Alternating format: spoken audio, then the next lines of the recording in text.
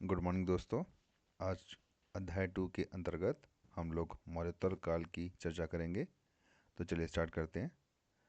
इससे पहले के सेगमेंट में हम लोगों ने मौर्य प्रशासन और मौर्य साम्राज्य की चर्चा की थी। अब हम लोग इस सेगमेंट में यानी इस भाग में मौर्य काल के बाद भारतीय उपमहाद्वीप में क्या क्या घटित हुआ उसकी हम लोग राजनीतिक दृष्टि से चर्चा करेंगे। तो पहली चीज़ हम लोग देखते हैं कि मौर्य साम्राज्य के पतन के बाद हमें पूरे भारत में अनेक प्रकार के नए राज्य के उत्थान को देखने को मिलता है। अगर हम लोग दूसरी शताब्दी ईसा पूर्व की चर्चा करें तो इस समय पर दक्कन का क्षेत्र यानी ये जो वाला जो क्षेत्र है, इस क्षेत्र में हमें सातवाहन सहित कई सरदारों और राजाओं का उल्लेख मिलता है जिन्होंने इस हिस्से में शासन किया था। अब फिर वहीं अगर हम देखें तो मध्य एशिया और के कुछ लोग जिन्हें हम लोग शक के नाम से जानते हैं, ये लोगों ने भारत पर अटैक किया था। और भारत पर अटैक करने के बाद इन्होंने भारत के उत्तर पश्चिमी क्षेत्र और पश्चिमी भागों पर अपना अधिकार स्थापित कर लिया था। और इस अधिकार को उन्होंने स्थापित करने के साथ साथ जो लंबी दूरी का व्यापार है उससे बहुत ही फ़ायदा लिया और उसके द्वारा ये लोग राजस्व को प्राप्त करते थे। और अपनी इनकी जो अर्थव्यवस्था थी वो काफ़ी हद तक इस पर ही निर्भर करती थी। अब अगर हम लोग शक की चर्चा करें तो इनकी जो सामाजिक उत्पत्ति है वो काफ़ी अस्पष्ट है। लेकिन इसका क्या मतलब है सामाजिक उत्पत्ति का?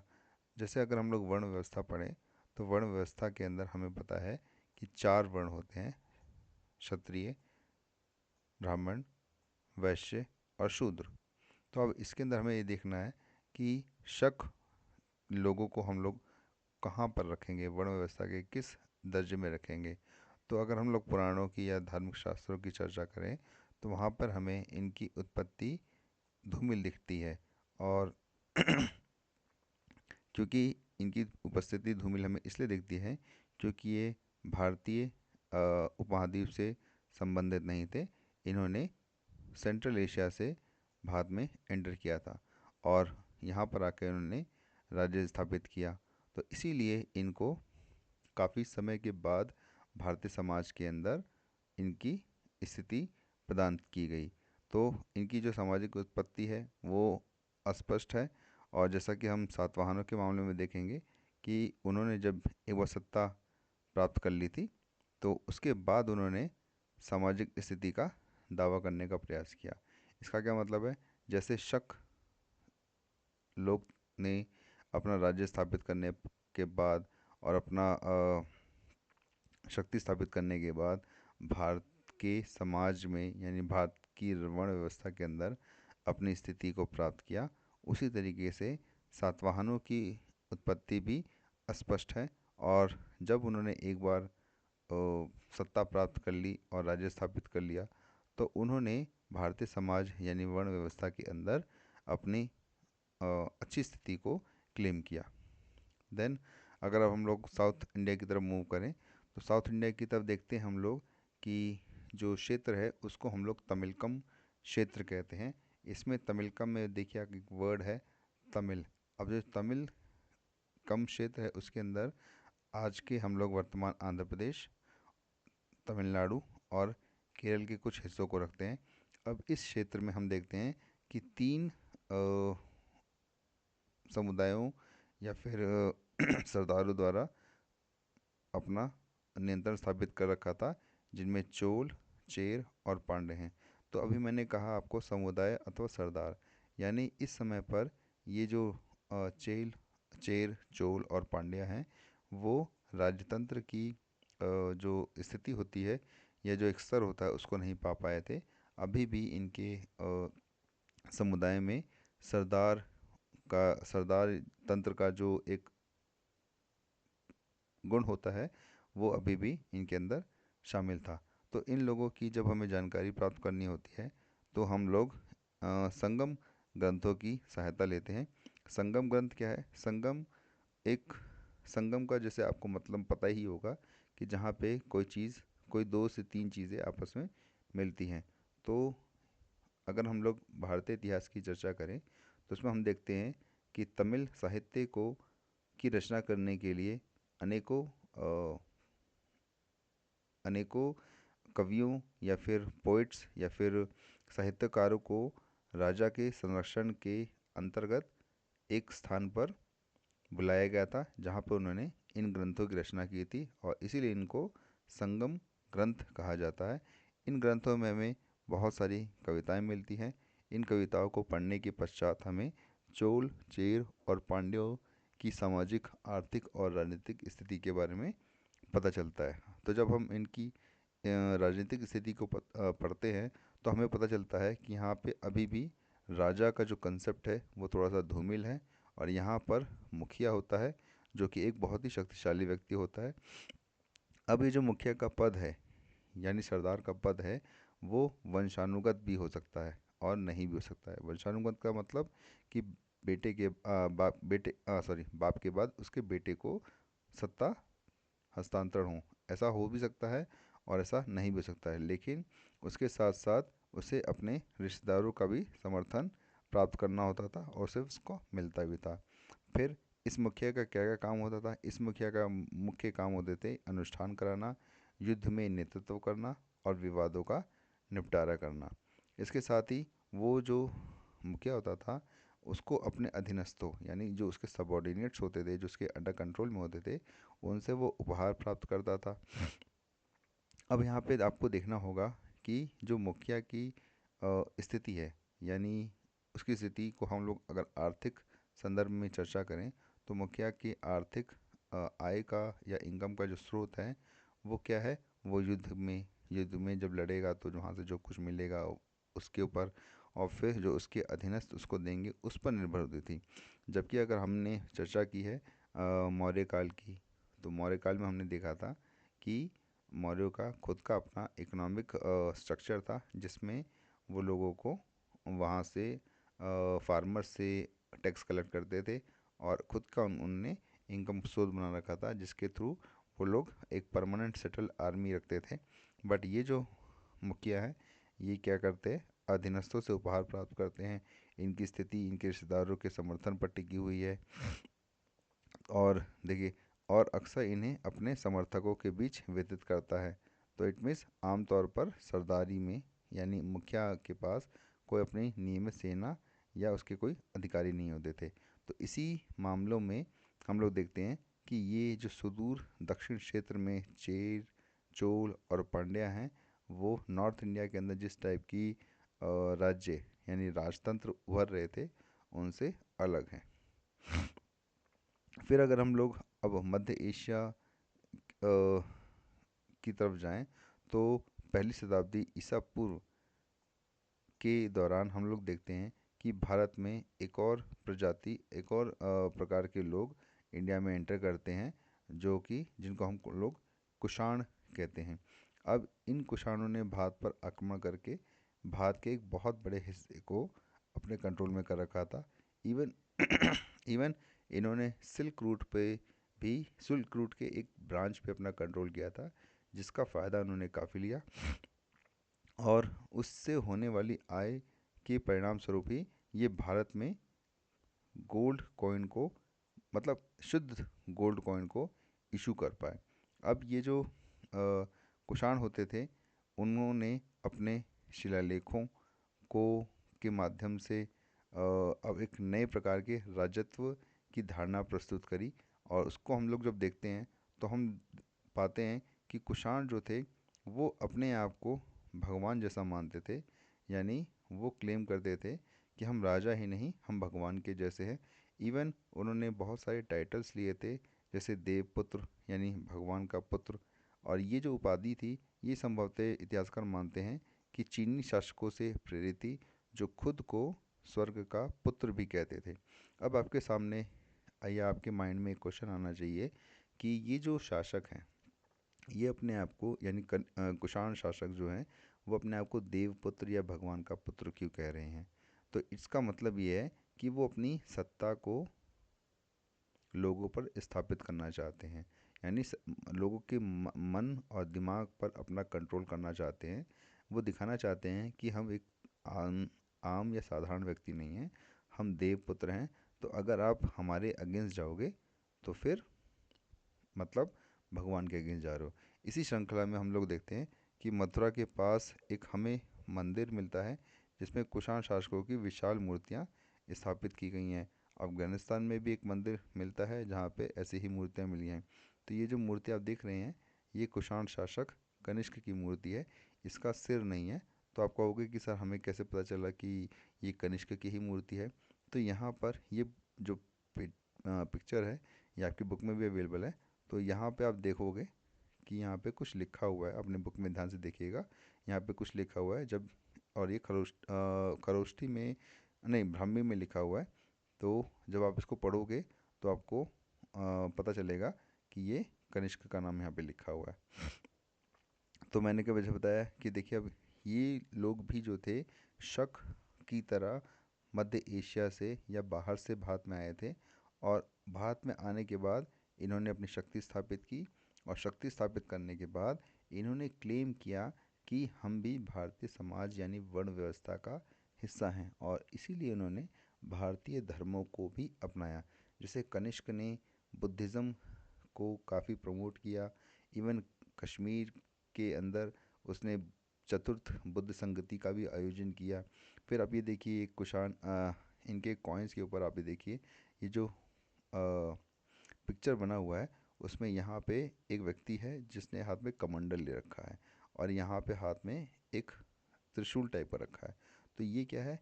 ये शिव की स्टेचू है या शिवा का इमेज है, जिसके थ्रू हम लोग पता चला, हमको लगता है कि जो मध्य एशिया से आए हुए कुषाण लोग थे, वो भारतीय धर्मों के को अपनाकर भारतीय समाज में शामिल होना चाहते हैं, और अपने आप को भगवान का पुत्र क्लेम कर रहे हैं, ताकि उन जो वो विदेशीपन है उनका वो छुप जाए, और लोग उनको एक्सेप्ट करें कि हाँ, ये हमारे राजा हैं। देन अब अगर हम लोग और आगे इतिहास में मूव करें तो हमें देखने को मिलता है कि भारत में इन शासकों के बाद, इन शासकों मतलब कुषाण, सातवाहन और अ, शक के बाद भारत पर गुप्त साम्राज्य का शासन रहा। अब गुप्त शासन का जो उल्लेख है हमें, वो चौथी शताब्दी तक देखने को मिलता है। अब इन शासकों के इतिहास का निर्माण हमने इनके साहित्यों, सिक्कों और शिलालेखों के द्वारा किया गया है। और इसमें खासकर कि जो राजा के दरबार में जो कवि होते थे, उन उनको राजा संरक्षण देता था, और इसके बदले में कवि राजा की प्रशंसा करते थे, और प्रशंसा करते समय करने के बाद उनको प्रशस्तियों के रूप में संरक्षित भी करते थे। तो ऐसी ही एक प्रशस्ति है प्रयाग प्रशस्ति। अब इसको प्रयाग प्रशस्ति क्यों कहते हैं? पहली चीज़, ये एक इंस्क्रिप्शन है यानी अभिलेख है, और इस अभिलेख में एक राजा की प्रशंसा की गई है, इसीलिए इसको प्रशस्ति कहा गया है। दूसरा, ये प्रयाग के अंदर यानी आज के इलाहाबाद प्रयागराज में मिली है, इसीलिए इसको प्रयाग प्रशस्ति कहा जाता है। अब आपको एक चीज़ यहाँ पे इंटरेस्टिंग बतानी है कि ये जो प्रयाग प्रशस्ति है वो एक स्तंभ शिलालेख है।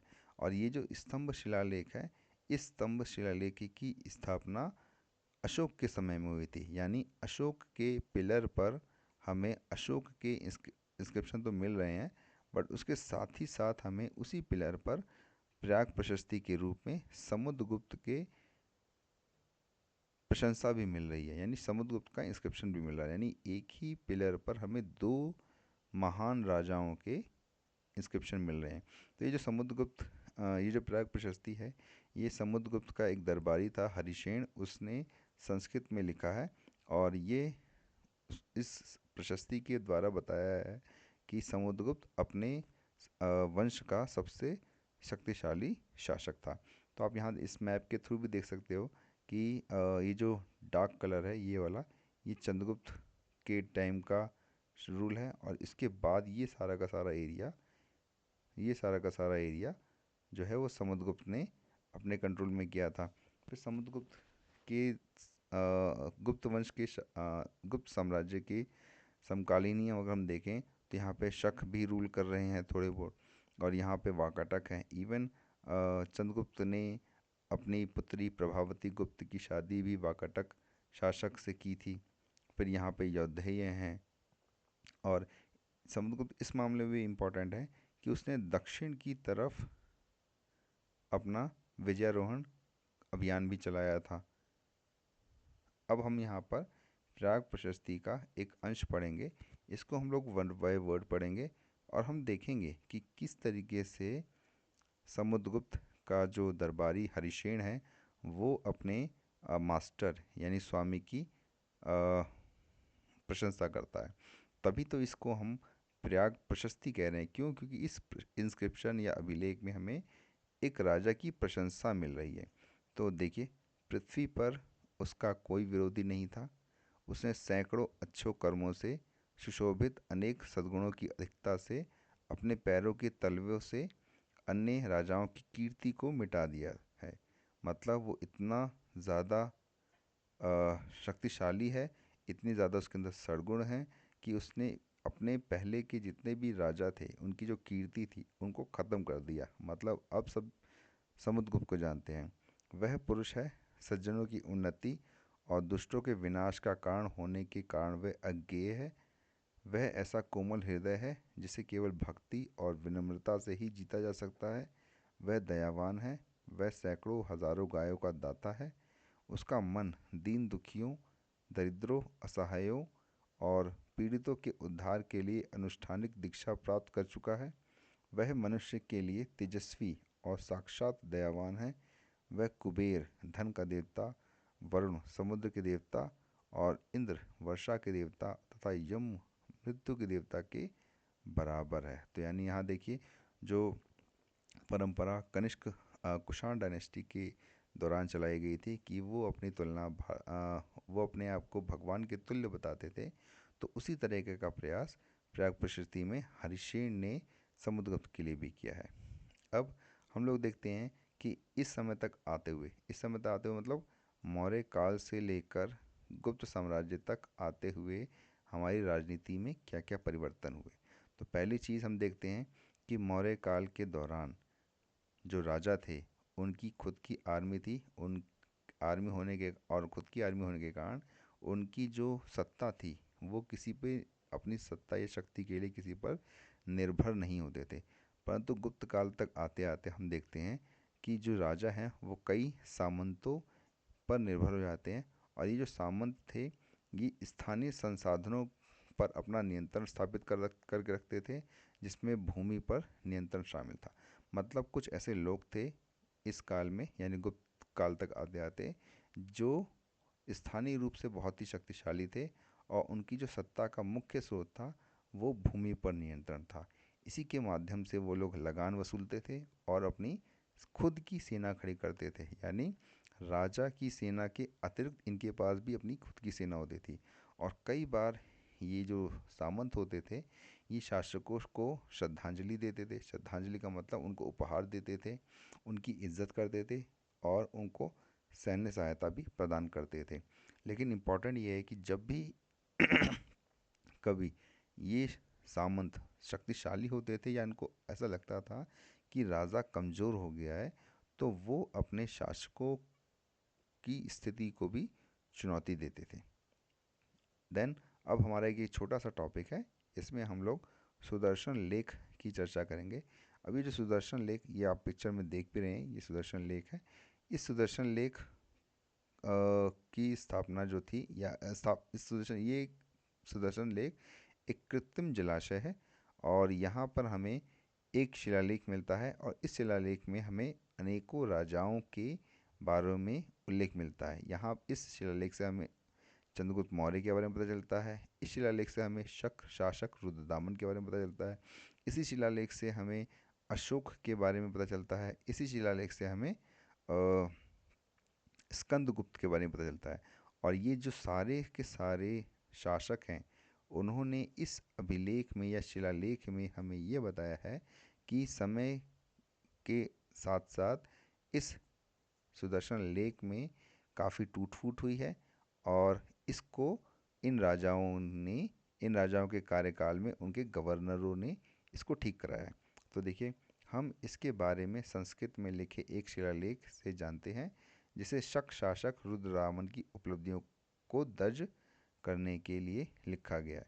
अब शिलालेख में उल्लेख है कि तट बंधों और जल चैनलों के साथ झील का निर्माण मौर्यों के शासन के दौरान एक स्थानीय गवर्नर ने कराया था। यानी चंद्रगुप्त मौर्य के काल में एक स्थानीय गवर्नर थे जिन्होंने इस कृत्रिम जलाशय का निर्माण किया था।